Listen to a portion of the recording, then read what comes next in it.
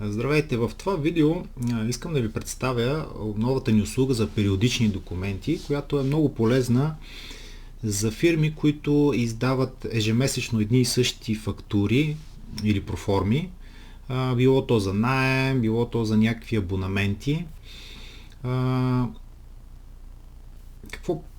Какво представлява? Имате един списък с шаблони, които вие предварително създавате. Ще ви покажа как се създават шаблоните от периодични документи, създай, или от тук от списъка с периодичните документи има бутон за създаване. След като кликнете на създай, настройките са в тази горната част. Можете да изберете през кой ден от месеца да бъдат създавани документите. Като може да избирате първи, втори, трети, конкретна дата или последен ден от месеца. Кажем, че искате да бъде на всяко пето число от месеца. Може да изберете какъв тип документ да се издаде, дали фактура или първо, ако такава е практиката ви, първо да издавате проформа фактура, тогава избирате да се издаде проформа фактура. В случая ще издадем за демонстрацията една фактура. Може, освен периодично всеки месец, бихте могли да си изберете и за някой конкретен месец. Да кажем, че издавате само септември месец. Тогава избирате месец септември и тогава на всеки 5 септември ще бъде издаден документа, който сте подготвили предварително. Така, относно фактурите, когато имате фактура, може да изберете и в кой от кочаните да бъде създадена тази фактура. Това е доста удобно. Затова аз ще избера сега тук кочан 1. Избирам си фирмата, на която искам да издам фактура. Важно е и полезно да въведете имейл на фирмата, на която издавате. Защо е нужно това?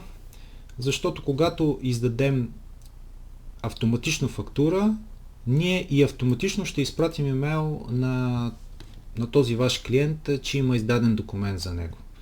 А после и ще му напомняме, ако самата фактура не е платена, също на този имейл. Така, избирам банков превод, избирам наем.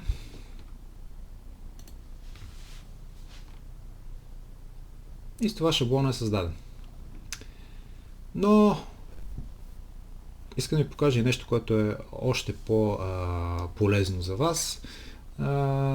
Често, когато се пишат наеми или абонаменти, клиентите описват примерно период от, да кажем, първи, секунда. Първи, да кажем 2026 до 31.1.2026.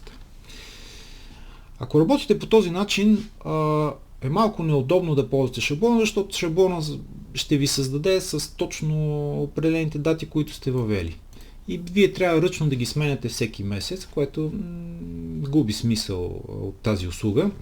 Затова ние сме направили следното нещо. В стоки услуги създавате една нова стока услуга, или може да редактирате вече създадена, която я кръщаваме наем. И ако практиката ви, да кажем, е да издавате фактурата, да кажем, както сега в момента сме януари, но я издавате с период декември, тогава можете от ето тези динамични данни, тези тагове, да кажете за кой период е. Ако искате за предходния месец, казвате и искате да пише, вместо да изписвате по този начин ръчно период, тук кръщавате продукта по този начин. Наем период от предходния месец първи ден до предходния месец последен ден. Тези тагове могат да бъдат използвани и отдолу в описанието. Сега за демонстрация ще го направя без тях.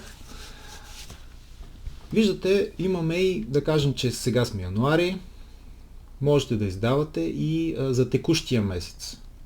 може да издавате и за следващият месец.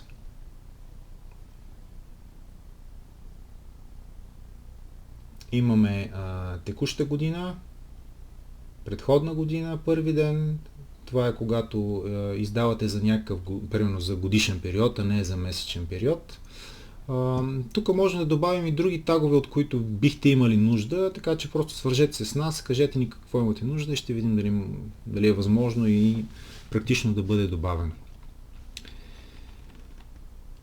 Така, след като сте създали тези тагове, въвеждате някаква стойност, да кажем 200 с евро, записвате, продуктът вече е записан, отивате в шаблона, пишете наем и този продукт вече ви излиза. Селектирате го, много полезно е да изберете дата на падеж. Да кажем, че е последния ден от месеца. Решавате да е датата ви на падеж. Преглеждате си внимателно. Ето вижте, тук не съм избрал банкова сметка. Избирате банкова сметка. Така, друго мисля, че няма. С това шаблонът е готов. Записвате шаблона. Той вече е в списъка ви с шаблони. И какво остава? Остава да изчакате системата автоматично да ви генерира фактурата, която сте предвидели.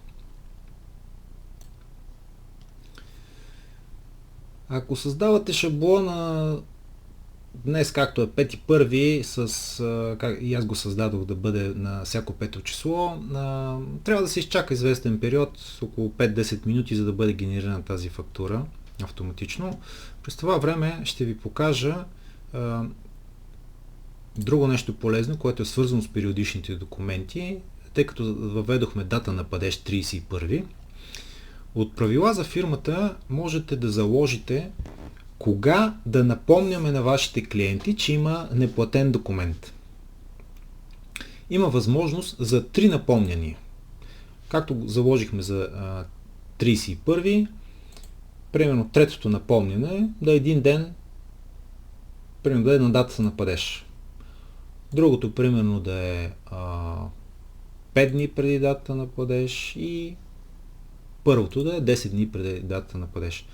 Така вашият клиент ще получи едно напомняне на 20, на 25 и на 31, ако все още не сте маркирали фактурата като платена. Така че хубаво е те пък, за да не получават излишно напомняне и нали, да се чувстват неприятно, че въпреки че са платили, получават такива напомняния. Молим ви, маркирайте документите като платени своевременно. И така, мисля, че мина достатъчно време. Сега да видим в кочана. Да, ето. Фактурата вече е генерирана. И може да я видите как изглежда. Период от 1.12 до 31.12.25. В същото време фактурата автоматично е изпратена. Ето виждате иконката с синьо означава, че е изпратена, сиво, че не е изпращана, а с зелено, че документът е бил отворен.